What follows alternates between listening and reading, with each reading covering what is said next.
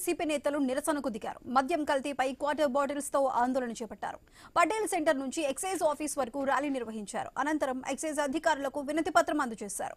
రాష్ట్రంలో కల్తీ మద్యం ఏరులై పారుతుందని వైసీపీ ఇన్ఛార్జ్ డాక్టర్ దారా సుధీర్ ఆరోపించారు. కల్తీ మద్యం ద్వారా కోట్ల రూపాయలు టీడీపీ ఎమ్మెల్యేల జోబులోకి వెళ్తున్నాయని మండిపడ్డారు.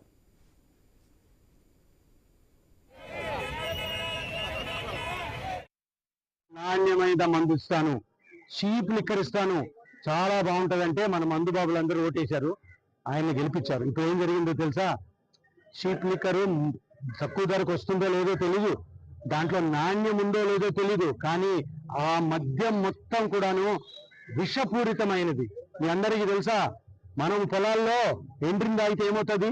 2-3 గంటల్లో చనిపోతారు.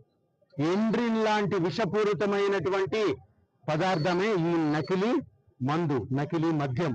అది మన ప్రభుత్వం యొక్క కనుసన్నలో జరుగుతుంది. అంటే ఇది ఎవరో పేద ప్రజలు చేసేది సారా కాసుకుంటుంటే ఈ ఎక్సైజ్ అధికారులు వెళ్ళి ఆ కుండాలు బదులు కొట్టి వాళ్ళని అరెస్ట్ చేసి జైల్లో పెడుతుంటారు కదా, అది కాదు. తెలుగుదేశం ఎమ్మెల్యే స్థాయి మనుషులే ఇది ఈ నకిలీ కర్మాగారాన్ని, నకిలీ మందు కర్మాగారాన్ని తయారు చేయడము. బాల సదన్లో విచారణ చేపట్టిన అధికారులు పలువురు